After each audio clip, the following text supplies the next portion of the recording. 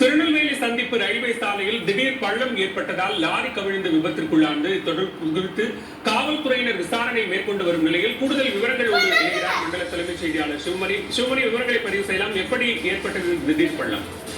நிச்சயமாக கரூர் மாவட்டம் புகலூர் தமிழ்நாடு காகித ஆலையிலிருந்து திருநெல்வேலிக்கு ஒரு 12 சக்கரங்களை கொண்ட லாரி இன்று காலை வந்து சேர்ந்தது. இந்த லாரியில் வந்த பேப்பர் பண்டர்கள் இங்கே கூடிய மொத்த விற்பனை இறக்கும் பொருட்டு திருநெல்வேலி சந்திப்பு அந்த பகுதியில் இருக்கக்கூடிய அந்த ரயில்வே சாலையில் வந்து கொண்டிருந்த போது சாலையில் திடீரென 2 அடிக்கு அந்த கான்கிரீட் ரோடு அந்த ரோட்டில் 2 அடி பள்ளம் திடீரென ஏற்பட்டதுல லாரியினுடைய 10 சக்கரங்கள் 2 அடிக்கு கீழே சரிந்து ஒரு லாரி வலது பக்கமாக சரிந்தது.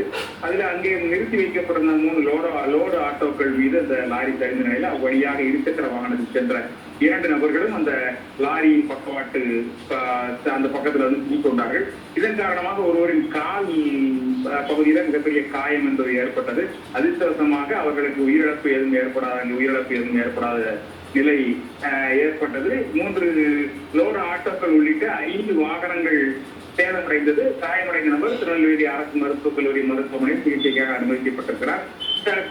கடந்த 2 மாதங்களுக்கு முன்பு டிசம்பர் 17-18 தேதிகளில் பெய்த மிக கனமழை காரணமாக அந்த பகுதியில 3 நாட்கள் தண்ணீர் தேங்கி இருந்தது.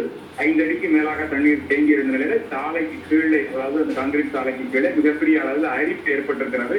மிக கன லாரி அந்த கன எடையுடன் வந்த நிலையில அந்த இடத்துல திடீர் பள்ளம் ஏற்பட்டு கவிழ்ந்து விபத்துக்குள்ளாயிருக்கிறது. இது போல பல இடங்கள் இது போன்ற